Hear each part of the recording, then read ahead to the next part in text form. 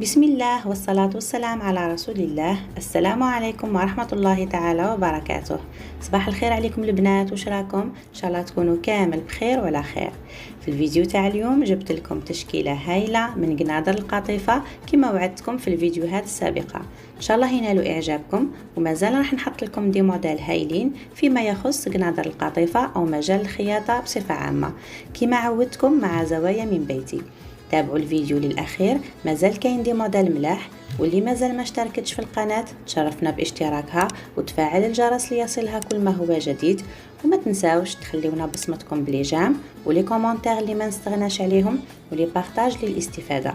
وما تنساوش ايضا تشتركوا في صفحه الفيسبوك بنفس اسم القناه زوايا من بيتي. فرجه ممتعه، دمتم في رعايه الله وحفظه، نلتقي في الفيديو القادم ان شاء الله.